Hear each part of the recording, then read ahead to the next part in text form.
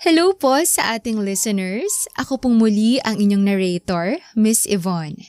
Magbabasa po tayo muli ng isang bagong kwentong pag-ibig. Kaya naman, ihanda ng inyong mga puso at sabay-sabay po nating pakinggan ito. Ako si Maria at minsan akong nadapa sa gitna ng buhay na puno ng pangarap at pagkakamali. Ngunit sa bawat pagbagsak, natutunan kong ang pag-asa ay hindi kailanman nawawala hanggat handa kang bumangon at maniwala muli. Sana sa kwento kong to, mahanap mo rin ng lakas na ipagpatuloy ang laban. Dahil minsan, ang dulo ng sakit ay simula pala ng isang maganda at tunay na pag-ibig. Maami, maaga ka po bang uuwi ngayon? Napangiti si Maria habang tinitingnan ang cute na anak niyang si Marco sa kanyang cellphone. Susubukan ko anak, pero wag mo nang hintayin si mommy ha. Kasi mag-overtime kami ngayon. May malaking event dito sa restaurant. Okay po mami, take care po, I love you. Nakangiting saad ng 6 na taong gulang na bata bago ibinaba ang video call. Napahinga ng malalim si Maria dahil kailangan na naman niyang bumalik sa realidad. Tapos na ang kanilang lunch break at walang tigil na naman silang maghahanda para sa napakalaking event mamaya ng dadaluhan ng mayayamang panauhin. Si Maria ay isang single mom. Maaga siyang nabuntis at hindi pinanagutan ng kanyang dating nobyo. Kaya naman, mag-isa niyang itinaguyod ang kanyang anak na si Marco. Kahit na isang waitress, napapaaral ni Maria ang kanyang anak sa isang pribadong eskwelahan dahil hindi basta-bastang restaurant lamang ang pinagtatrabahuan niya. Isa ito sa mga pinakakilalang restaurant sa bansa na halos mayayaman lamang ang kayang pumasok. Team, handa na bang lahat? Yung mga prutas, ilabas niyo na. Yung special request ni Mr. Valentino na wine, nagawa na ba? Napalingon si Maria sa kanyang kaibigang si Madet na isa sa mga chef. Tarantang-taranta ito dahil sa biglaang request ng isang mayamang bisita na ang gusto lamang daw nitong inumin ay ang wine na galing pa sa ibang bansa. Isang alak na bihirang mahanap at sobrang mahal. Eto na Madet, nasa storage na yung bote. Pero teka, ang tagal ni Chef Raymond Siya dapat ang mag-aasikaso ng presentation. Sige Maria, salamat. Ako nang bahala dito. Kanina ka pa kumikilos. Baka isipin ng boss natin, robot ka na hindi napapagod. Ngumiti si Maria pero halata sa mga mata ang pagod. Ano pa bang magagawa ko? Kailangang maging perpekto lahat. Baka ako pang sisihin kapag may aberya nang dahil sa akin. Maya-maya, dumating si Chef Raymond. Pawis na pawis at may dalang listahan. Mga staff, 10 minutes na lang, nandito na mga guests. Lahat ng waiter, standby sa mga assigned table. Maria, ikaw sa main section. Table 3 hanggang 6. Importante mga guests na yan, lalo na yung nasa gitna. Don't mess this up. Opo, chef. Agad na nag-aayos si Maria ng tray. Pinunasan ng baso at inayos ang mga utensils. Ang restaurant ay nagliwanag sa mga chandelier. Kumikislap ang mga kristal sa ilalim ng ilaw. Ang mga lalaking waiter ay nakasuot ng itim na tuxedo, habang silang mga babae ay suot ang puting blouse na may itim na apron. Simple pero elegante. Pagdating ng mga panauhin, bumalot agad ang tunog ng mga nag-uusap na bisita. Mabango ang paligid dahil sa halimuyak ng imported na alak, mga bulaklak at mamahaling pabango. Ngunit napalingon si Maria nang marinig ang mahina ngunit pamilyar na tinig ng manager nila. Staff, i-welcome natin si Mr. Juancho Baltasar. Para bang biglang tumigil ang oras. Halos lahat ng empleyado ay napatigil at si Maria ay parang natulala sa unang pagkakataon na makita ng malapitan ang kilalang milyonaryo. Matangkad, matingkad ang balat, matalim ang mga mata at halatang sanay sa mga mamahaling okasyon. Kasunod nito ang ilang bodyguard at isang babaeng sekretarya na mukhang seryosong-seryoso. Good morning, Sir Baltasar. Bati ng manager habang bahagyang yumuko. Tumango lamang ang lalaki, malamig ang ekspresyon at dumiretso sa mesa sa gitna. Grabe no, Siya pala yung Pancho Baltasar? Bulong ni Madette kay Maria habang sabay silang nag-aayos ng baso. Sikat yan, dahil siyang may-ari ng Baltasar Holdings. Pero sabi ng iba, mailap daw sa babae yan. Hindi raw mahilig makihalubilo sa mga babae. Talaga? Mukhang hindi naman suplado. Baka tahimik lang. Ay, kung ako sa'yo, iwas ka na lang. Baka isang tingin pa lang niya, matunaw ka. Natatawang dagdag ni Madette bago bumalik sa kusina. Huwag kang may in love ah. Muling biro nito bago tuluyang makaalis. Hay nako, kung ano-ano na lang talaga ang sinasabi nitong si Madette. Lumipas ang ilang oras, halos tapos na ang event. Pagod na pagod si Maria, ngunit patuloy pa rin sa pag-aasikaso ng mga natitirang mesa. Lumapit sa kanya si Madette na may dalang maliit na baso ng alak. Maria, tikman mo to. Sabi ni Chef Raymond, pwede nating inumin ng palihim. Nanlaki ang mga mata ni Maria nang makita kung anong hawak ni Madette. Ito lang naman ang bote ng mamahaling alak na ni-request ng isang importanteng bisita. Anong ginagawa mo? Bakit nasa iyo yan? Malilintikan ka talaga. Pinigay na to ni head chef. Hindi na naubos ng bisita at umuwi na rin kasamang asawa niya. Tikman mo! Ang sarap! Teka, hindi ako umiinom, Madette. Konti lang, Maria. Professional tasting lang. Hindi yan nakakalasing. Napilitan siyang sumunod. Isang lagok lang naman, sabi ni Maria sa kanyang isip. Ngunit hindi niya namalayan.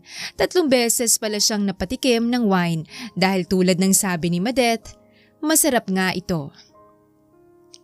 Ganito ba talaga kasarap lahat ng wine? Nagtatakang tanong ni Maria habang nakangiti. Hindi. Madami na akong natikman pero ito ang the best. Grabe, ang swerte natin. Hindi ko na-imagine na makakatikim ako ng ganito kamahal na wine. Maya-maya pa, naramdaman na ni Maria ang kakaibang hilo. Mainit ang kanyang pisngi at tila lumalabo ang paningin. Maria, okay ka lang? Tanong ni Madette. Okay lang ako. Medyo nahihilo lang. Ngunit bago pa siya makapagpahinga, bigla siyang tinawag ng kanilang manager.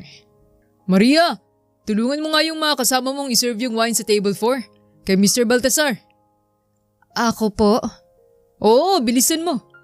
Dala ang tray, lumapit si Maria sa mesa ni Juancho.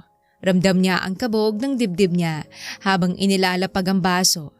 Ngunit sa bawat hakbang, tila umiikot ang paligid.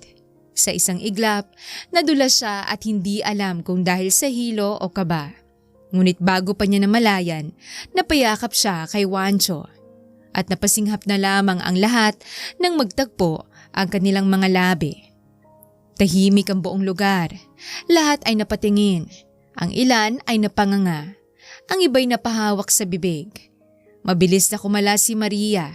Namumula, nanginginig at halos hindi makapagsalita. Sir, pasensya na po. Hindi ko sinasadya. Nanatiling nakatitig si Juancho. Malamig ang ekspresyon, ngunit may kung anong pagkalito sa mga mata. Tumayo siya, binayaran ng bill at walang salitang umalis. Pagkaraan ng ilang minuto, lumapit ang manager habang galit na galit. Maria, sa harap ng lahat? Alam mo bang sinampal mo ng kahihiyan ng buong restaurant na to? Teka, lasing ka ba? Umiinom ka ba sa kasagsagan ng trabaho? Sir, hindi ko po sinasadya. Alam mo, Maria, pack your things. Effective immediately. You're fired. Para siyang binuhusan ng malamig na tubig. Walang nasabi si Maria kundi ang tahimik na pag-iyak habang pinapanood ang mga kasamahan niyang umiwas ng tingin. Nang gabing yon, umuwing luhaan si Maria. Sa bawat hakbang, ramdam niya ang bigat ng mundo. Pag-uwi sa maliit nilang apartment, sinalubong siya ng yakap ng anak niyang si Marco. Mami, umiiyak ka po. Napangiti si Maria kahit puno ng luha ang mga mata. Wala to anak, pagod lang si Mommy. Ngunit sa loob-loob niya, alam niyang hindi lang pagod yon. Sa isang iglap, nawala ang lahat ng pinaghirapan niya Ang tanging alam niya lang sa gabing yon, isang halik ang nagbago ng takbo ng payapang buhay niya. Matapos ang malaking insidente sa restaurant, puspusang naghanap si Maria ng bagong mapapasukan. Kasalukuyan siyang natanggap sa isang entry-level position sa isang hotel bilang receptionist. Ngunit kulang na kulang pa rin ito para sa mga parating nilang bayarin. Hindi na alam ni Maria ang gagawin. Ngunit isang umaga, 4 na araw matapos siyang masisante sa dating trabaho, ginising siya ni Marco para sa isang hindi inaasahang balita. Mami! Gising po! May tao po sa labas ng gate! Napabalikwas ng bangon si Maria at halos hindi pa maigalaw ang katawan sa sobrang pagod. Mabilis niyang kinuha ang lumang robe at isinuot bago lumabas ng kwarto. Sino raw anak? Hindi ko po alam, Mami. Nakaitim po siya, tapos may kotse sa labas. Ang laki po. Napakunot ang noo ni Maria. Sa loob-loob niya, baka naman kolektor ng bayarin o di kaya'y mali lang ng bahay na napuntahan. Lumapit siya sa bintana at bahagyang sinilip ang gate. At totoo nga, may isang lalaking nakasuot ng itim na polo, mukhang bodyguard, at sa gilid ng kalsada ay may nakaparadang itim na kotse na halatang mamahalin. Marco, dito ka lang sa loob ah. Huwag kang lalabas. Opo, Mami. Dahan-dahang binuksan ni Maria ang gate habang pilit pinapatatag ang sarili kahit kinakabahan. Magandang umaga po. Kayo po ba si Miss Maria de Guzman? Tanong ng lalaki sa isang formal na tono. Opo, bakit po? Pinapabigay po to ni Mr. Juancho Baltasar. Parang binuhusan ng malamig na tubig si Maria nang marinig yon. Inabot niya ang puting sobre na hawak ng lalaki. Ha? Si Mr. Baltazar? Anong ibig niyong sabihin? Hindi ko po alam ang nilalaman, ma'am. Inutusan lang po akong iparating sa inyo. Hindi na rin nagtagal pa ang lalaki. Nang makuha ni Maria ang sobre, umalis na ito dalang mamahaling kotse. Nanatiling nakatayo si Maria. Hawak-hawak ang sobre bago pumasok sa loob ng bahay upang buksan ang sobre. Sa sulat nakasaad ang kagustuhan ni Juancho na papuntahin si Maria sa kanyang opisina bukas para sa isang job offer. Mami, sino pong nagbigay niyan? Kuryosong tanong ni Marco na binabasa rin ang sulat. Agad na tinupi ni Maria ang sobre. Nabasa niya na ang lahat ng impormasyong naroon. Kabilang na ang address ng opisina ng binata. Ang hindi niya lamang alam ay kung anong klaseng trabaho ang tinutukoy nito sa sulat. Diyos ko, hindi naman siguro illegal ang ipapagawa niya sa akin, di ba? Ano pong illegal, Mami? Ay, wala anak. Mauna ka na dun sa kusina. Magluluto ako ng favorite mong omelette. Agad namang tumakbo paalis si Marco at excited na naupo sa kusina. Habang si Maria naman ay tuliro pa rin. Dahil alam niyang kung hindi siya pupunta, baka ikasama rin niya. Ito na rin sigurong pagkakataon para makapag-sorry sa kanya ng maayos. Kinabukasan, maagang gumising si Maria. Maingat niyang hinanda ang suot niya na isang simpleng beige na blouse at itim na pantalon. Inayos niya rin ang kanyang buhok at siniguradong presentable at formal ang kanyang itsura. Sa biyahe papunta sa opisina ng Baltazar Holdings, hindi mapigilan ni Maria ang mabilis na tibok ng puso. Sa bawat kanto, sa bawat humihintong jeep, parang gusto niyang umatras. Kaya mo to, Maria. Magtiwala ka lang. Walang masamang mangyayari. Ngunit pagdating niya sa malaking gusali, halos malula si Maria sa laki nito. Makintab ang salamin at bawat empleyado ay mukhang profesional at veterano. Sa loob ng lobby, sinalubong siya ng receptionist. Good morning, ma'am. May appointment po ba kayo? Opo. Kay Mr. Juancho Baltasar po. Maria de Guzman. Tumango ang receptionist at tinawagan ng sekretarya sa taas. Pagkatapos ng ilang segundo, ngumiti ito. Ma'am, pinapupunta na po kayo sa penthouse office. Sumakay lang po kayo doon sa elevator sa kanan. Sige, salamat. Habang nasa elevator, ramdam ni Maria ang lamig ng aircon na tila mas nagpapabilis sa kaba niya.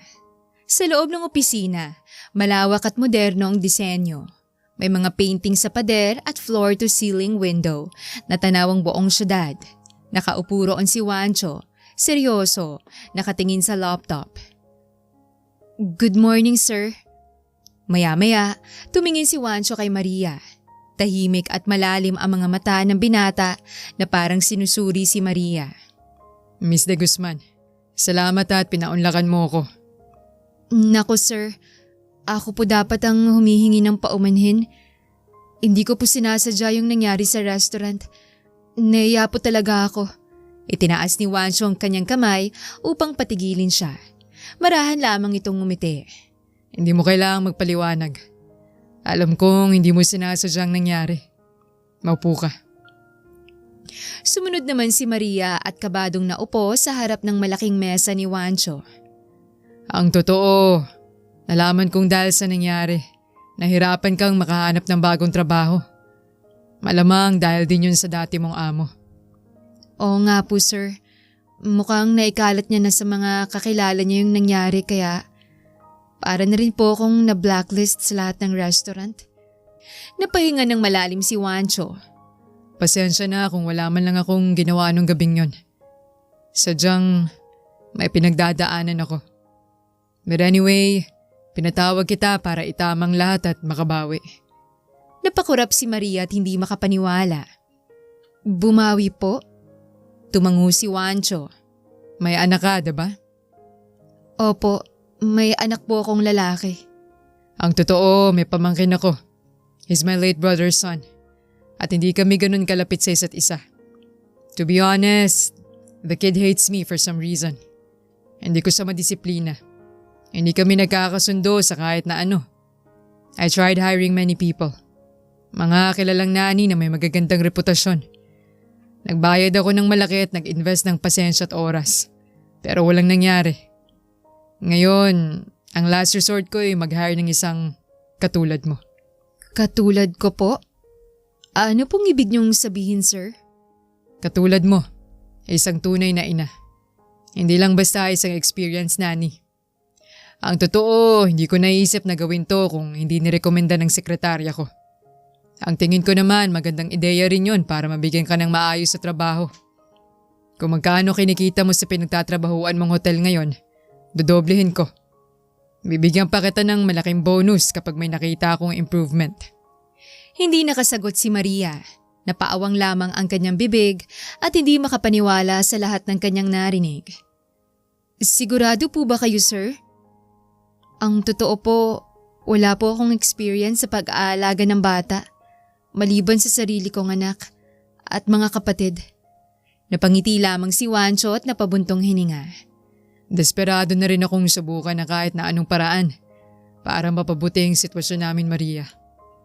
Tingin ko naman mapagkakatiwalaan kita. Susubukan lang natin. Kung talagang hindi kaya, hahanap ako ng ibang opportunity para sa'yo. Napatakip na lamang si Maria ng kanyang bibig dahil sa magkahalong gulat at saya. Hindi ko po alam ang sasabihin ko sir. Pero gagawin ko po ang best ko. Maraming salamat po. Halos mapayuko pa si Maria sa tuwa. Bahagyang natawa naman si Juancho at agad na pinigilan ang dalaga. Pagkatapos ng usapang yon, umuwing may malawak na ngiti si Maria. Kinabukasan, nagsimula agad ang trabaho ni Maria at hindi lamang yon. Naisama pa niya ang anak niyang si Marco. Pagdating nila sa bahay ni Juancho, halos mapanganga si Maria sa laki ng paligid. Malawak ang bakuran, puno ng mga halaman ng paligid at maraming mamahaling sasakyan. Ang bahay ay tila isang mansyon na parang kinuha mula sa mga pelikula. Makintab ang sahig at kahit ang amoy ng hangin ay halatang pangmayaman. Sir Juancho, ang laki po ng bahay niyo. Masiglang saad ni Marco habang nakasunod sa binata. Napangiti naman si Juancho habang bahagyang nahihiya si Maria sa likod dahil sa pagiging sobrang masigla ng kanyang anak. Talaga ba, Marco? Gusto mo rin ba ng ganitong bahay? Hindi po. Nakangiting sagot ni Marco. Hindi. Bakit naman? Kasi po, wala naman po kaming ibang kasama ni Mama. Ayoko pong mapagod siyang maglinis. Natawa si Wancho at napahinto sa paglalakad. Bahagya siyang lumuhod at marahang pinisil ang pisngi ng bata. Mukhang tamang idea nga ang isama si Marco. Baka magkasundo sila ng pamangkin kong si Randall. Yun nga pong dahilan kaya sinama ko si Marco, sir. Baka sakaling magkasundo sila dahil hindi naman nalalayo ang agwat ng edad.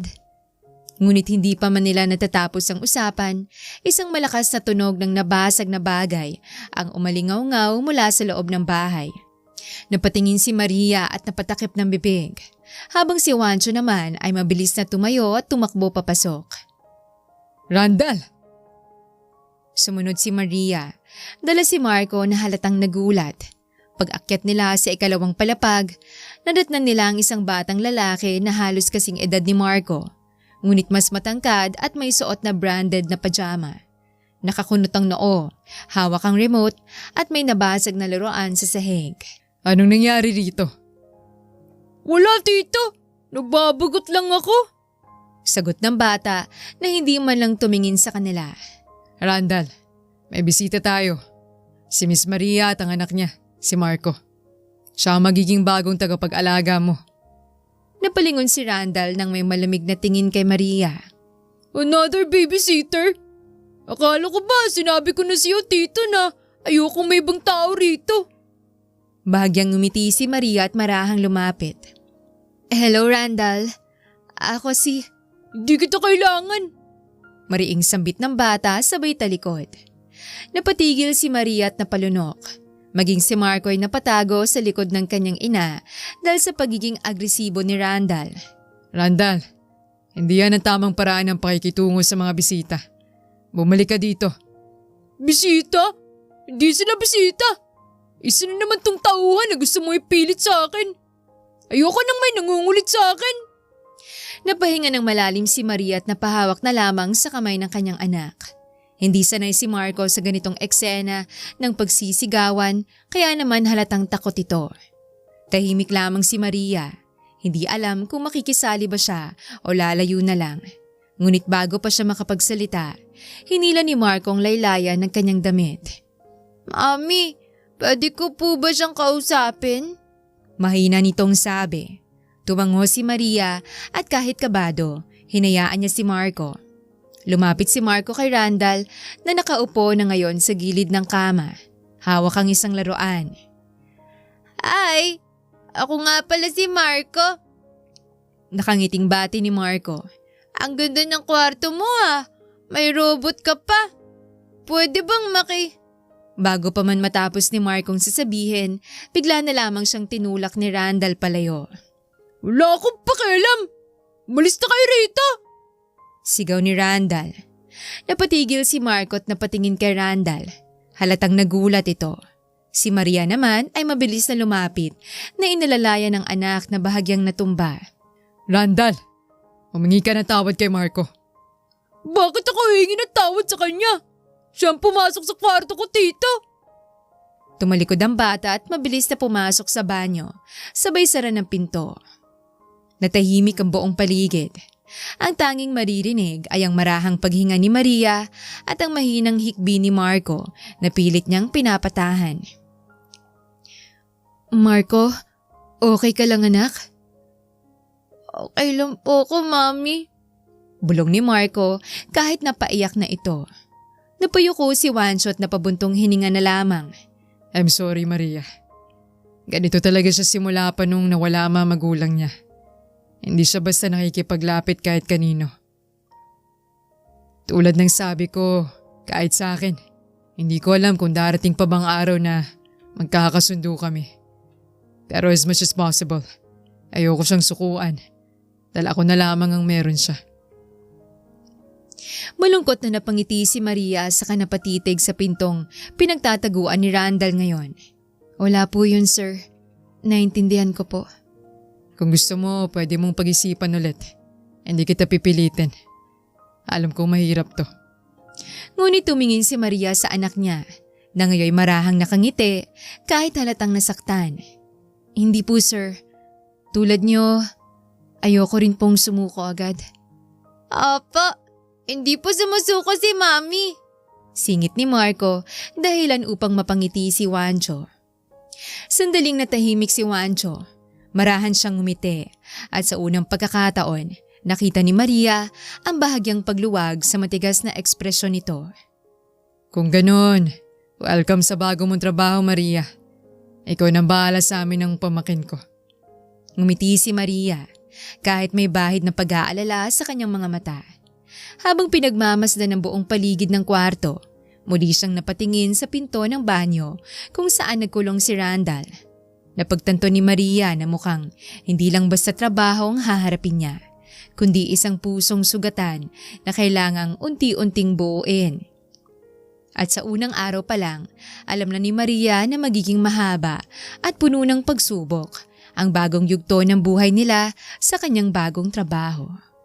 Mula nang sinimula ni Maria ang kanyang trabaho, araw-araw niyang sinusubukang makipaglapit kay Randall. Hindi ito madali. Kadalasan ay hindi siya sinasagot ng bata o kaya naman nagkukulong lang sa kwarto habang nanonood ng TV. Ngunit tulad ng pangako niya kay Juancho, hindi basta-bastang sumuko si Maria. Isang umaga, maaga siyang nagluto ng pancake sa malaking kusina ng bahay ni Juancho. Habang inaayos niya ang plato, napansin niyang nakasilip si Marco sa gilid ng mesa at mukhang excited. Mami, para kay Randall po yan? Oo anak, sabi ni Sir Juancho, paborito niyang chocolates, di ba? Opo. Baka po pag natikman niya to, magustuhan na rin niya kayo at kausapin niya na po tayo. Ngumiti si Maria at maingat na inilapag ang plato sa maliit na tray. Dahan-dahan niyang inilapag yon sa may pintuan ni Randall. Randall, breakfast na. Niluto ko to para sa'yo.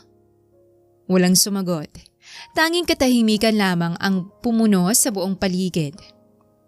Sige, iwanan ko na lang dito. May chocolate spread tong pancakes.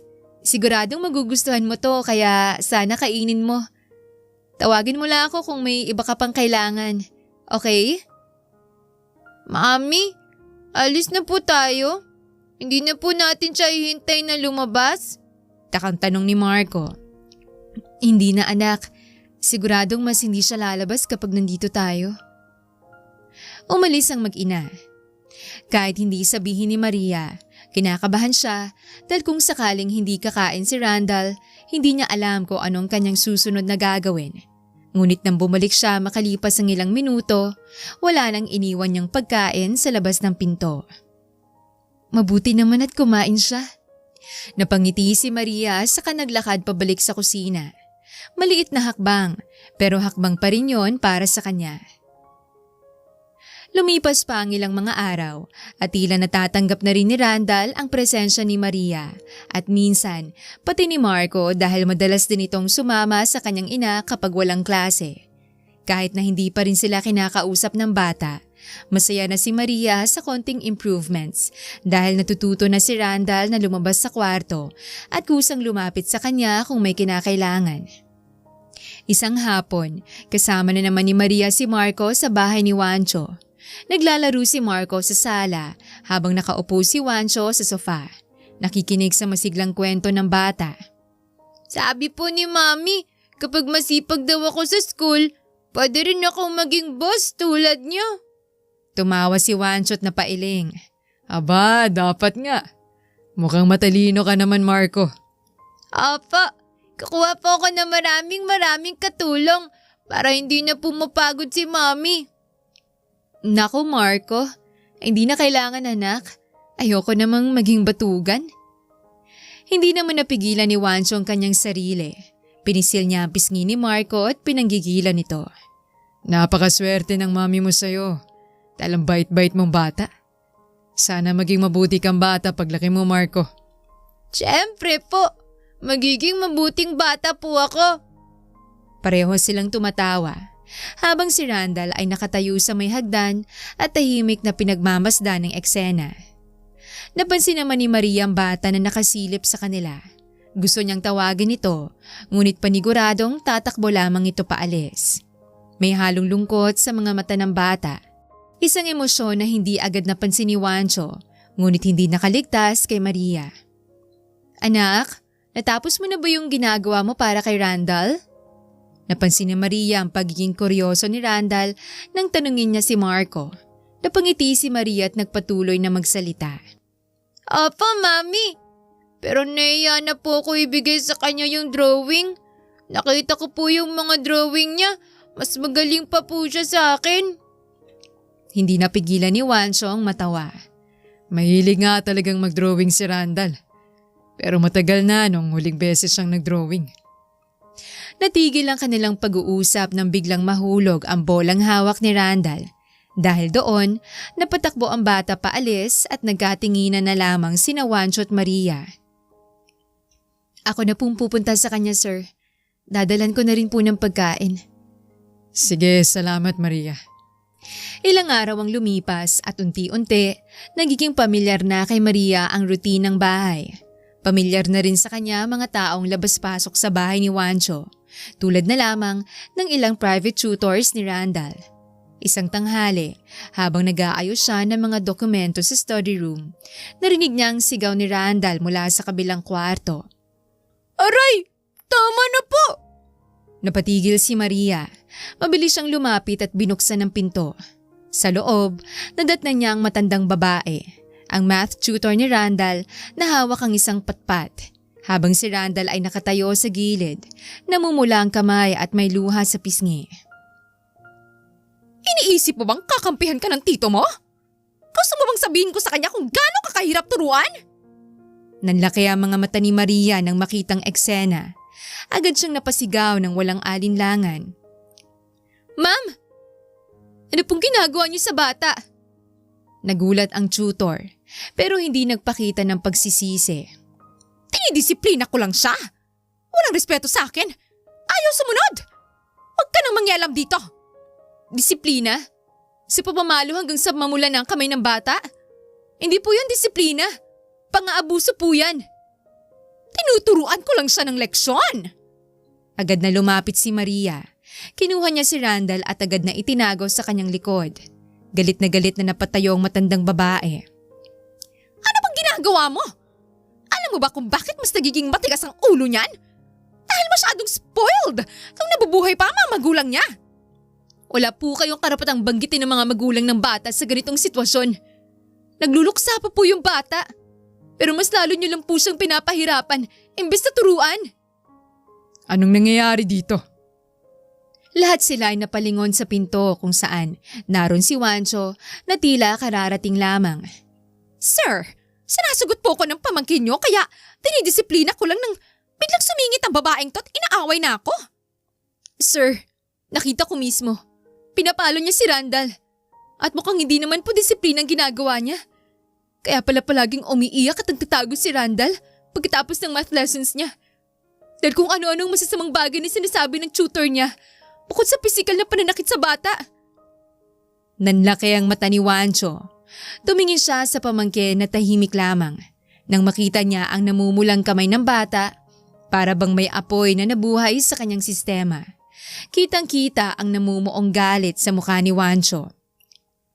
Randall, totoo bang sinasaktan ka ng tutor mo? Dahan-dahan lang natumango ang bata, sabay hikbi. Napayakap ito sa bewang ni Maria habang umiiyak. Saglit na natahimik ang silid. Huminga ng malalim si Wancho at matalim na tumingin sa tutor. Ma'am, hindi ko kailangang marinig pa ang paliwanag nyo. Simula ngayon, hindi ko na kailangan ng serbisyo nyo. Umalis na po kayo. Sir! Now, bago ko pa ipatawag ang mga gwardya. Tahimik na lumabas ang tutor at naiwan sina Maria, Wancho at Randall sa gitna ng silid. Lumapit si Maria kay Randall at maingat na hinaplos ang kamay nitong namumula. Okay ka lang ba, Randall? Masakit pa rin ba? Hindi sumagot si Randall, ngunit sa unang pagkakataon, hinayaan niyang hawakan siya ni Maria. Patuloy lamang ito sa pag-iyak, habang nasa gilid si Wancho at hindi alam kung anong gagawin. Ramdam niya ang pananakit ng kanyang damdamin para sa kanyang pamangkin. Ngunit kahit na nasa harapan lamang niya ang bata, pakiramdam pa rin niya ay ang layo-layo nila. Sa loob ng opisina ni Juancho, tahimik na inilalapag ni Maria ang isang baso ng kape na hiningi nito matapos niyang mapakalma si Randall. Wala man lang akong kaalam-alam na sinasaktan niya pala si Randall. Napalingon si Maria kay Juancho. Kitang-kitang stress na bumabalot sa mukha nito. Kamusta si Randall, Maria? Nakatulog po siya pagkatapos kumain, sir. Susubukan ko po uling kausapin mamaya. Malalim na napabuntong hininga si Juancho. Maraming salamat. Kung hindi dahil sa'yo, baka hindi ko pa malalamang nahihirapan pala ng ganun si Randall. Kinuha kong tutor na yon dahil magaling siya at magandang record. Pero hindi ko man lang nagawang siguraduhin kung tinatrato niya ba talaga ng maayos ang pamangkin ko. Sir, pwede po ba akong magbigay ng opinyon? Tumango si Juancho at agad na itinoon ng atensyon kay Maria. Wala po kayong kasalanan sa nangyari. Kaya wag niyo pong sisihin ang sarili niyo. Pero akong guardian niya, Maria. Wala na mga magulang niya. Ako na lang ang meron siya. Pero palagi ako nabibigo sa pag-aalaga sa kanya. Kailangan niyo pa po siguro ng oras, sir. Hindi po madaling pinagdaanan ni Randall dahil nawala ng ganun ang mga magulang niya. At alam kong hindi rin po madali para sa inyo ang ganitong setup. Dahil hindi kayo sanay sa mga bata. Pero habaan niyo lang po ang pasensya at pangunawa niyo. Napangiti na lamang si Juancho ng marahan. Salamat, Maria. Mukhang hindi nga ako nagkamali na sundin ang kutob ko. Sana habaan mo pang pasensya mo. Hindi lang kay Randall, kundi pati sa akin. Napangiti na lamang si Maria at bahagyang napaiwas ng tingin. Ngunit mula ng gabing yon, malaki ang pagbabago ng relasyon nila Maria at Randall. Isang araw, nang kumatok si Maria sa pinto ng kwarto ni Randall upang mag-iwan ng pagkain tulad ng nakasanayan, nagulat siya na biglang bumukas ang pinto. Nasilip sa kanya si Randall. Salamat po. Mahina nitong sabi bago inabot ang pagkain at pumasok sa loob ng kanyang kwarto. Napatigil si Maria, ngunit hindi niya mapigilang mapangiti. Sir, ganito po kasi yan. Napansin ko po na hindi kayo sanay na magbigay ng appreciation. Napalingon si Juancho kay Maria, bahagyang nagulat sa biglang pagbitaw ng dalaga ng ganong obserbasyon. Nakaupo sila noon sa terrace ng bahay, habang si Randall at Marco ay naglalaro sa may hardin. Magandang panahon.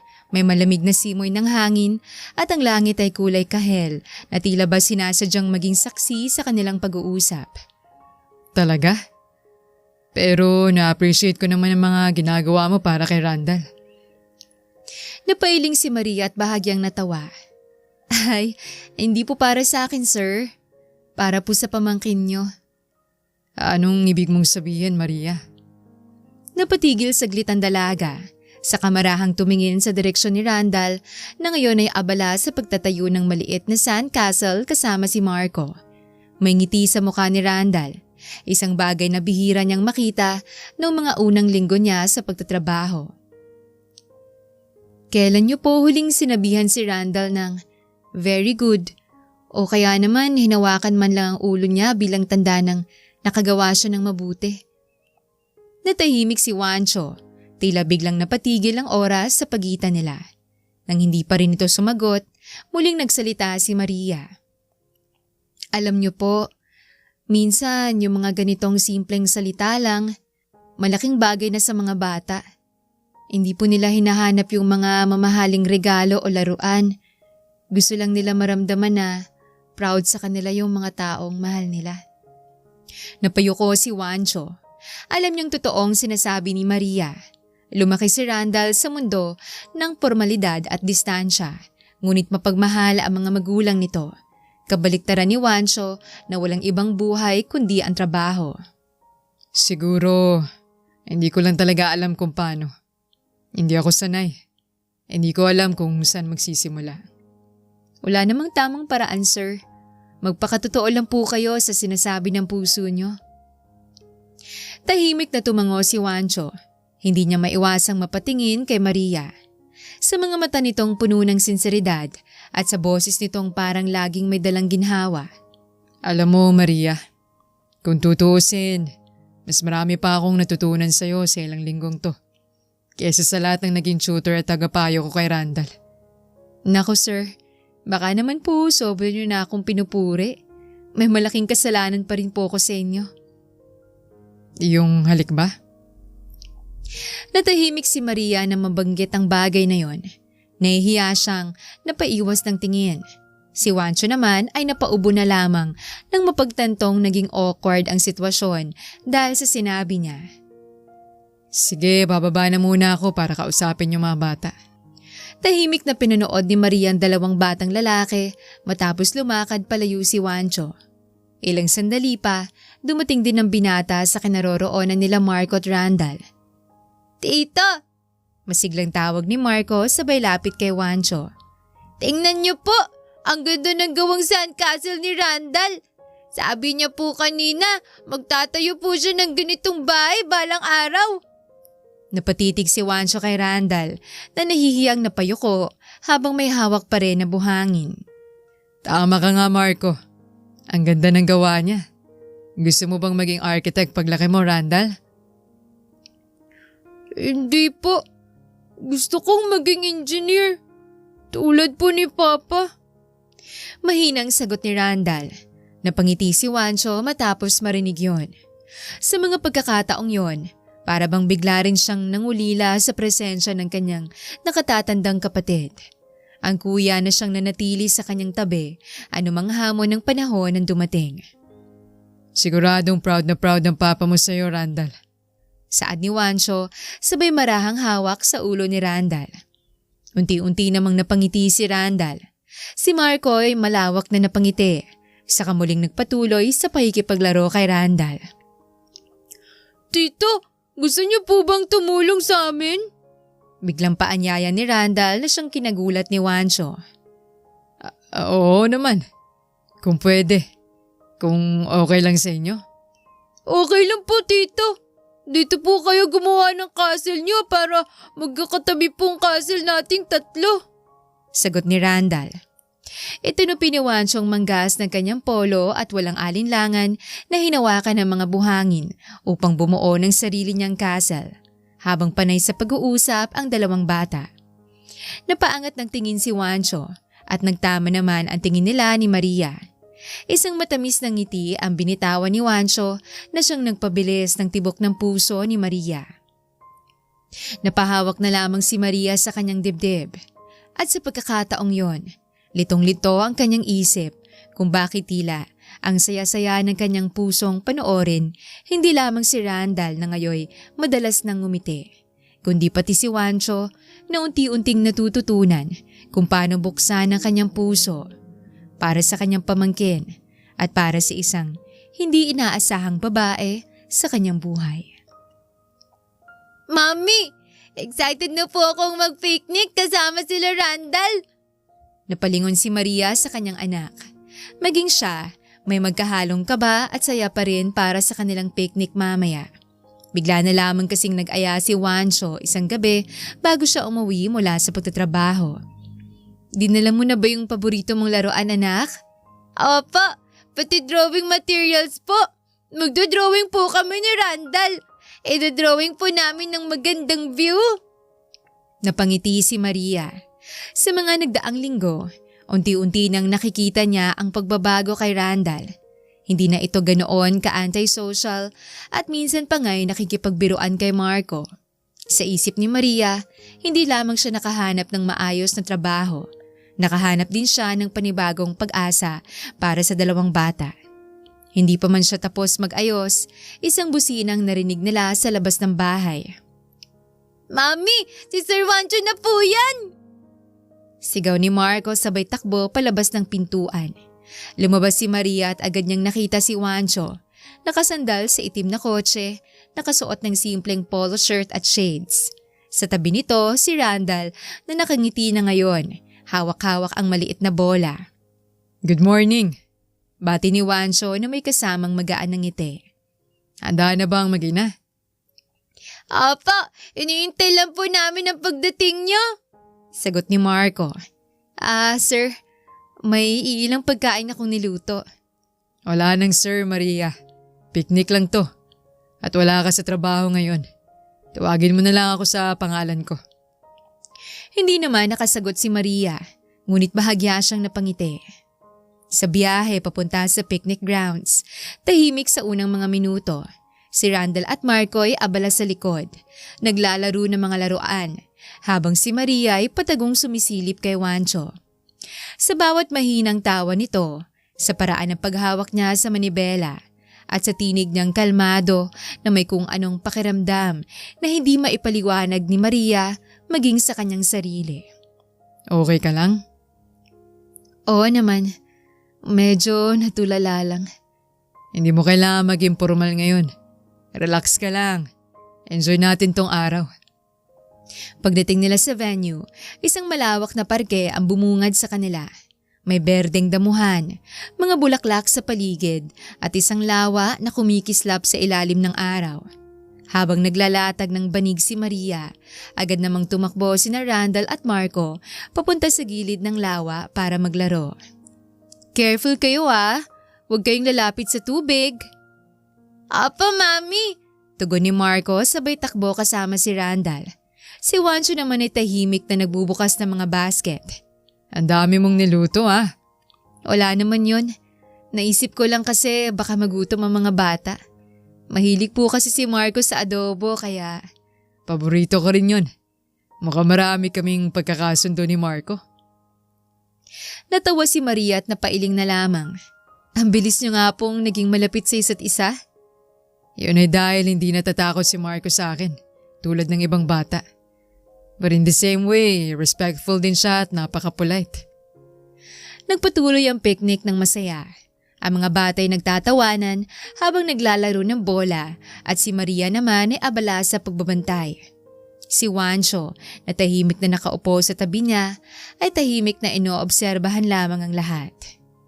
Alam mo Maria, matagal ko nang hindi nararamdaman tong ganitong klaseng araw. Tahimik, totoo, masaya lang, no pressure. Masaya akong marinig yan. Nabigla nga ako nung bigla kang nag-imbita. Pero tingin ko, mas kailangan yun ni Randall na mga ganitong moments para mas lalo kayong mapalapit sa isa't isa. Ang totoo, pareho naming mas kailangan nito Maria. Pareho naming kailangan ng mga ganitong pagkakataon. Kasama kayo ni Marco. Nagtagpo ang kanilang mga mata. Sa loob ng ilang segundo, tila huminto ang paligid. Ang hangin, ang tawanan ng mga bata, at maging ang ingay ng mga ibon ay tila nawala.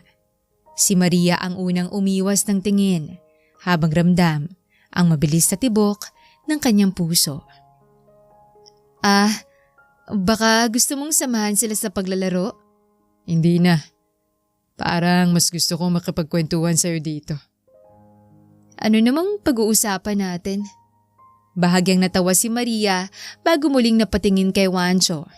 Kahit ano. Gusto kong makarinig ng mga bagay tungkol sa'yo. Para naman mas makilala pa kita. Kahit ano? Oo, kahit ano. Natawa si Maria, ngunit nagsimula ring magkwento.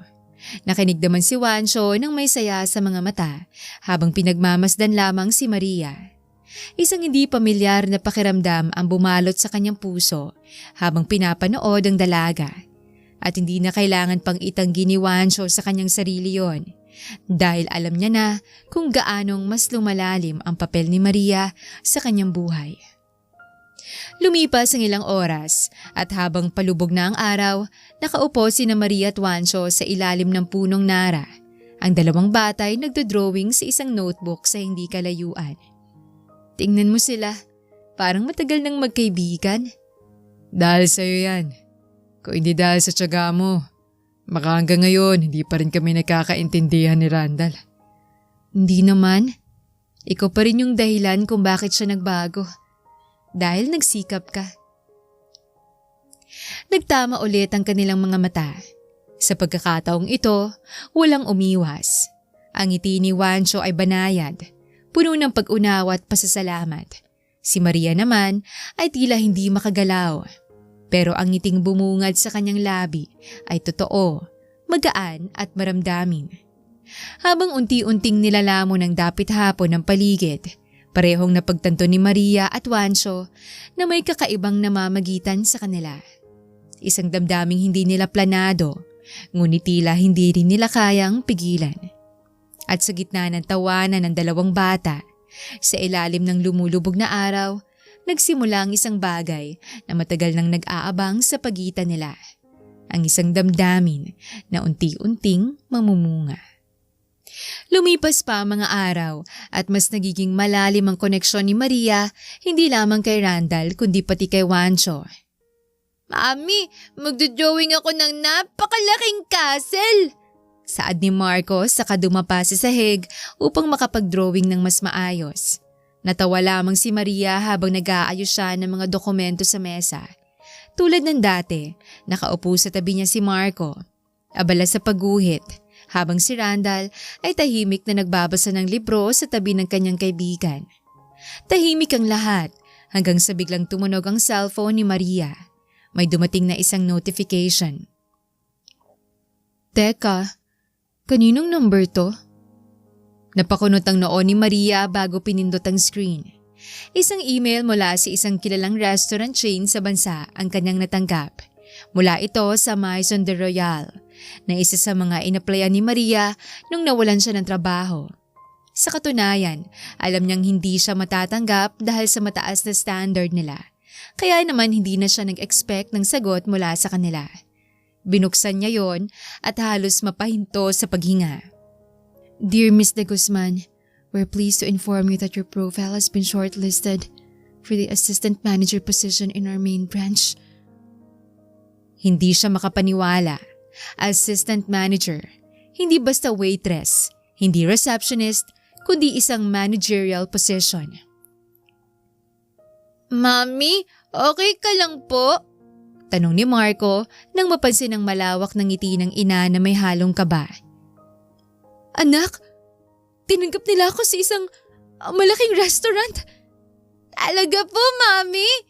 Yay! Proud po ako sa inyo! Tumayo si Marco upang yakapin si Maria. Ngunit sa gilid, tahimik na pinagmamasdan sila ni Randall. May kakaibang titig sa mga mata nito na tila ba pilit itinatago ang lungkot na bumabalot sa kanya. Lumipas ang buong araw pero hindi mapakali si Maria. Kahit na napakalaking oportunidad ang nasa harap niya, hindi niya maiwasang isipin si Randall at ang bagong mundo na unti-unti niyang natutunang mahalin. Maria!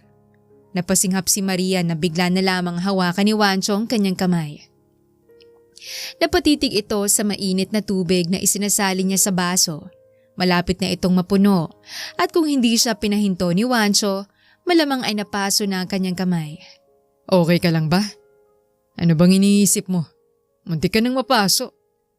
Tarantang tinitigan ni Juancho ang kanyang kamay at sinigurong walang kahit na daplis ng mainit na tubig. Bahagyang nagulat si Maria doon, ngunit hindi niya maiwasang maramdaman ang pagbilis ng tibok ng kanyang puso habang ganon kalapit si Juancho sa kanya. Sorry, may iniisip lang ako. Pwede mong sabihin sa akin, Maria. Makatulong ako sa'yo. I'm worried. Kanina ka pa, tila wala sa sarili mo. Hindi makasagot si Maria. Kita niya sa mga mata ni Juancho ang tunay na pag-aalala. Kinagabihan, habang nasa terrace ng mansyon at pauwi na, tinanaw niya mga bituin. Ang malamig na simoy ng hangin ay tila nagdadala ng mga tanong na matagal na niyang iniiwasan. At doon siya nadatna ni Juancho. Ginabi ka na, Maria. Ipapatid ko na kayo sa driver. Coffee? Baka sakaling masabi mo na sa akin yung iniisip mo. Ngumiti si Maria at marahang tinanggap ang tasa ng kape. Ang totoo po, sir. May natanggap kasi akong email kanina. Email? Mula sa Maison de Royal. Isa yun sa pinakamalaking restaurant chain sa bansa. Alam kong kilala niyo po ang restaurant na yun. Actually, oo. Madalas kaming kumain doon. Bakit? Anong email ang natanggap mo? Are they harassing you? Hindi po, sir. Nag-aalok po sila ng posisyon bilang assistant manager. Napahinto si Wancho at napangiti. Wow. Maria, that's incredible. Salamat po. Matagal ko na po kasi itong pangarap. Gusto kong umangat. Gusto kong mapakita sa anak ko na kaya kong abutin ng mga bagay na pinangarap ko kahit kami lang magkasama. Pero, anong dahilan at bakit malungkot ka? Imbis na magdiwang. Napatingin si Maria sa loob ng bahay, kung saan naroon pa rin sina Marco at Randall habang naglalaro ng mga laruan sa sala. Pero hindi ko alam kung kaya kong iwan tong lahat ng to. Si Randall, parang anak ko na rin po kasing batang yan. Natatakot akong baka isipin niyang iiwanan ko siya.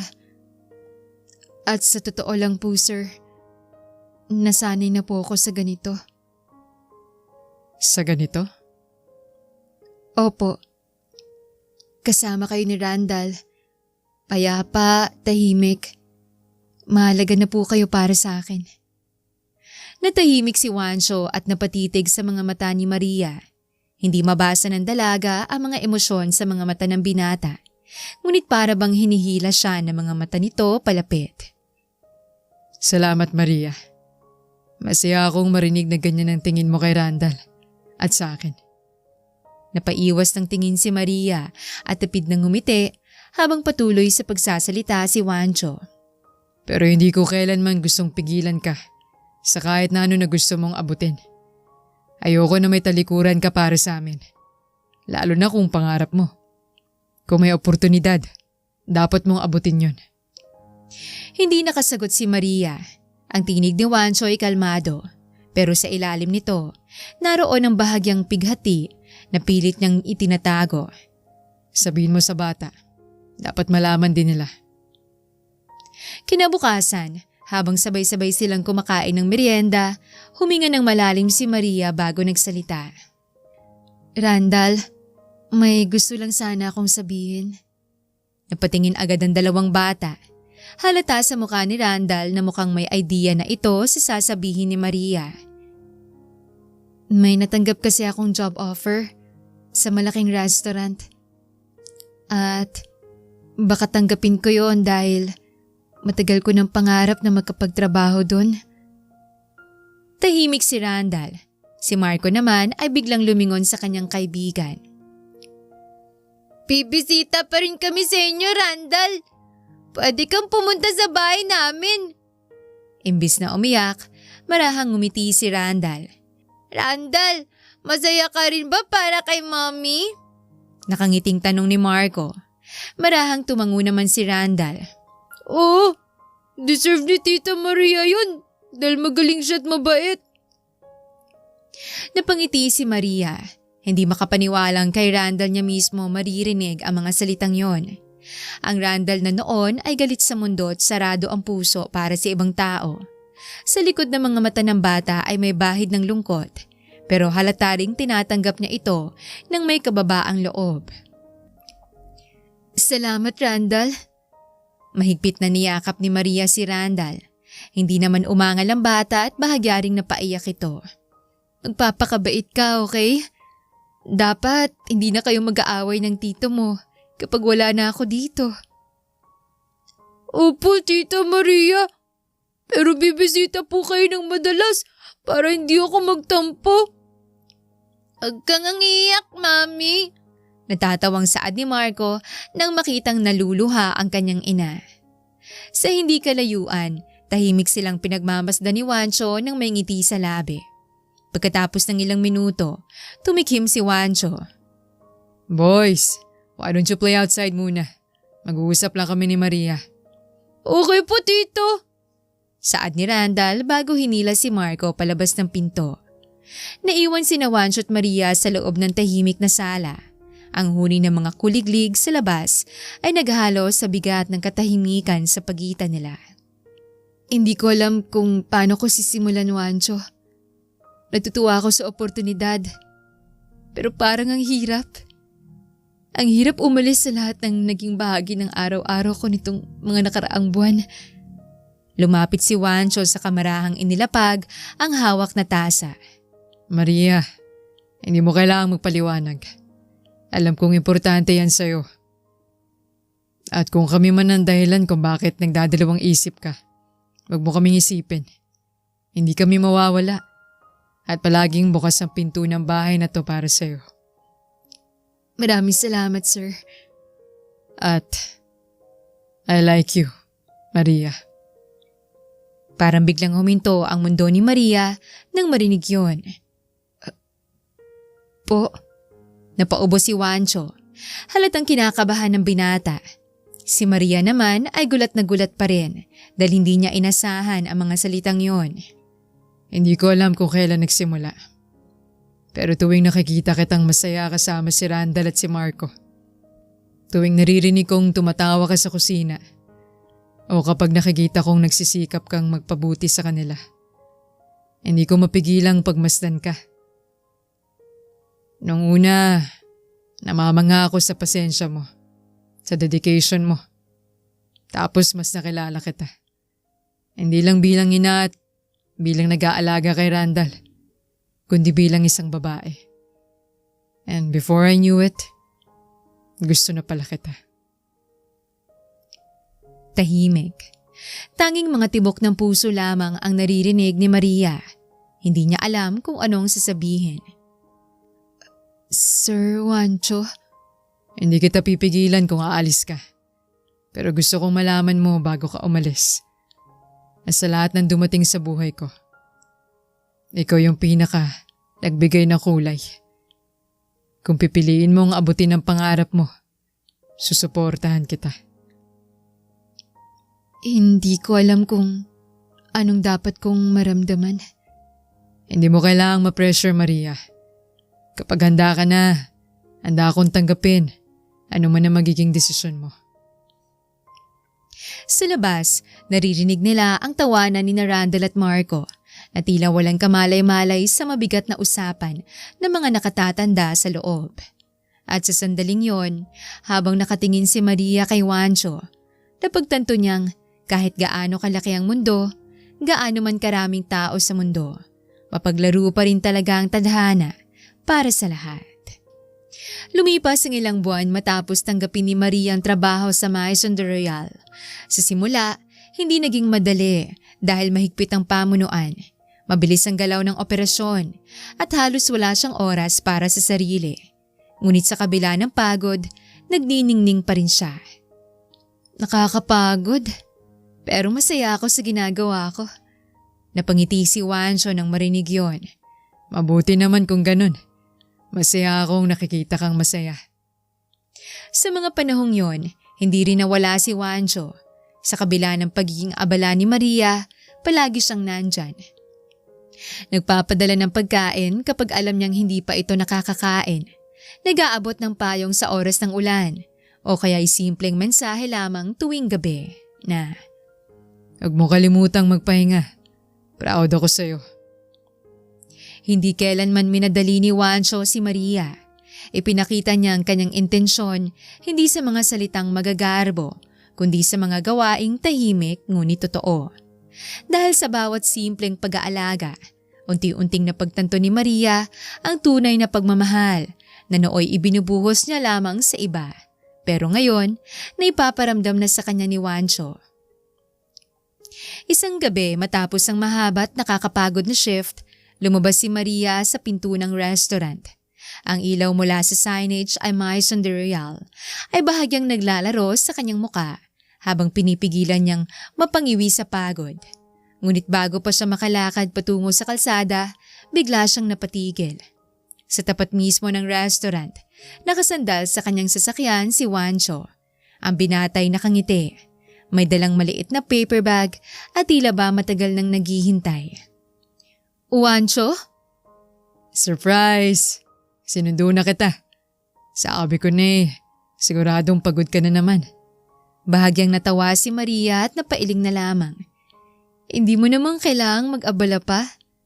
Hindi abalang pag-aalaga. Sagot ni Juancho, sabay abot ng paper bag. Favorite mo yan, blueberry cheesecake. Pagkakita pa lang ni Maria sa laman ng paper bag, parang biglang naglaho ang lahat ng pagod na kanina lang ay bumabalot sa kanyang katawan. Wow! Salamat! Hindi mo talaga nakakalimutan yung mga paborito ko, no? Hindi madaling kalimutan ng mga taong espesyal. Habang binabaybay nila ang daan pa uwi, tahimik lang si Maria, nakatingin sa labas ng bintana. Ang mga ilaw ng syudad ay sumasayaw sa salamin, na tila sumasabay sa tibok ng puso niyang hindi na mapakali. Wancho, naalala mo yung sinabi mo nun? Na gusto mo ako? Bahagyang natawa si Wancho sabay iling. Paano ko makakalimutan yon? Yun na yata ang unang beses na kinabahan ako ng ganun. Kahit sa mga business meetings, hindi ako kinakabahan ng ganun. Tahimik ulit si Maria, hanggang sa lumingon siya kay Wancho at ngumiti ng marahan. Gusto ko lang sanang sabihin na ngayon, kaya ko nang sagutin yun. Napalingon si Wancho sa gulat. Maingat itong hininto ang kotse sa gilid ng kalsada. Anong ibig mong sabihin? Wancho. Oo. Oo ang sagot ko. Hindi ko alam kung paano, pero sa bawat araw na dumadaan, lalo kong napapatunayan na ikaw yung taong gusto kong makasama ng mas matagal. At kung papala rin, panghabang buhay na sana. Hindi nakapagsalita si Wancho. Gulat na gulat pa rin ang binata. Ngunit bakas ang tuwa sa mga mata nito. Maria, seryoso ka ba? Oo naman. Seryosong seryoso ako. Hindi na napigilan ni Wancho ang ngiti. Napailing siya. Natatawa habang pilit pinipigilang maging emosyonal. Grabe ka, Maria. Sa gitna ng kalsada mo pa talaga ako gugulatin ng ganito. Nagtawanan sila. Marahang inabot ni Wancho ang kamay ni Maria at hinalikan ng likod ng palad nito. Salamat. Salamat sa pagkakataon. Hindi ko to sasayangin, Maria. Alam kong hindi. Kaya siguro ikaw ang pinili kong sagutin. Sa labas ng kotse, dahan-dahang bumuhos ang ulan. Ngunit sa loob, tanging tawanan at ngiti ng dalawang taong matagal nang naghihintay ng tamang panahon ang pumuno sa tahimik na gabi. Ang araw ay tila mas maliwanag kesa sa dati. Ang simoy ng hangin ay may dalang halimuyak na mga bulaklak at sa bawat hampas ng hangin sa mga kortinang puti, ramdam ang katahimikan at saya ng isang bagong simula. 4 na taon na ang lumipas simula nang sagutin ni Maria si Wancho. 4 na taon na ring patuloy na umuusbong ang kanilang pagmamahalan. At ngayon, papunta na sila sa bagong yugto ng kanilang buhay. Nakatayo si Maria sa gitna ng hardin kung saan ginaganap ang kasal nila ni Wancho. Sa paligid ay naroon sina Mark at Randall, parehong bihis na bihis sa kanika nilang barong. Si Randall na pilit pinipigilang maging emosyonal habang nakikinig sa pare. Ay nakatayo sa tabi ni Maria at hindi maiwasang mapatingin sa kanyang nobyo na ilang sandali lamang ay magiging asawa niya na. Ang ganda mo ngayon. Bulong ni Wancho na ikinatawa ni Maria.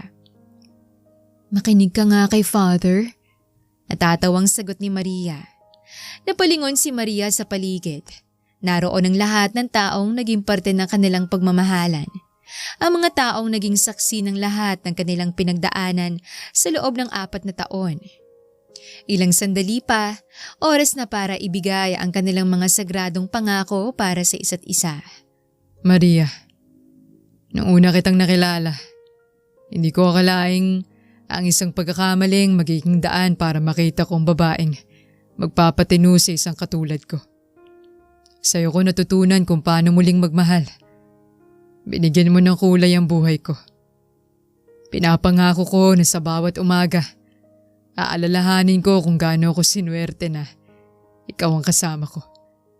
Hindi ko man kayang ipangako na hindi tayo madadapa. Pero ipapangako kong akong unang aabot ng kamay mo sa tuwing mangyayari yun. Gagawin kong lahat upang maging isang mabuting asawa para sa'yo. Mahal na mahal kita, Maria. Juancho, nung una, hindi ko akalaing may lugar pa pala para sa isang tulad ko sa puso ng isang katulad mo. Pero pinatunayan mong ang pag-ibig ay hindi nasusukat sa estado, kundi sa kung gaano tayo handang magmahal kahit may takot. Salamat dahil minahal mo ko kahit may anak akong kasama. Salamat dahil tinanggap mo si Marco at tinuruan mo rin akong tanggapin ang sarili ko. Ipinapangako ko na hindi mo na kailangang harapin ang anumang laban ng mag-isa. Dahil mula ngayon, ako nang magiging tahanan mo. Naluha ang karamihan sa mga bisita, kabilang sina Badet at ang ilang dating katrabaho ni Maria na dumayo pa para saksihan ang sandaling ito. Si Randall naman ay palihim na pinunasan ang mata niya.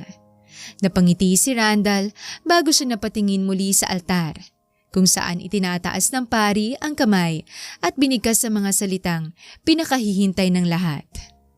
Sa bisa ng aking kapangyarihan, idinedeklara kong kayo'y opisyal ng mag-asawa. Juancho, maaari mo nang halikan ng iyong asawa. Ngumiti si Juancho sabay marahang humakbang palapit kay Maria. At sa gitna ng mga palakpakan, sa ilalim ng liwanag ng araw, nagtagpo ang kanilang mga labi para sa isang banayad, puno ng pangako at walang halong alinlangan na halik. Mabuhay! Mabuhay! Musiglang sigaw ni Marco sabay hagis ng ilang flower petals. Habang tinatawanan ng mga bisita ang dalawang bata, si Maria naman ay napahilig sa balikat ni Juancho.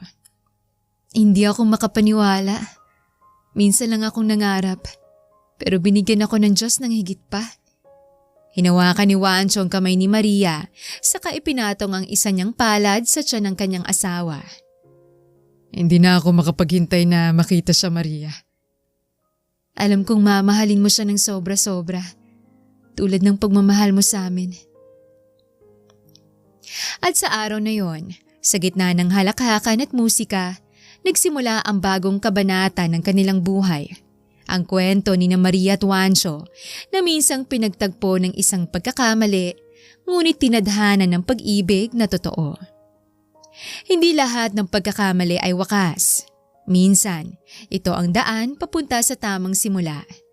Ang tunay na tagumpay ay hindi nasusukat sa taas ng narating, kundi sa tibay ng pusong hindi sumuko. At higit sa lahat, ang pag-ibig na totoo ay laging dumarating sa tamang oras, sa paraang hindi mo inaasahan.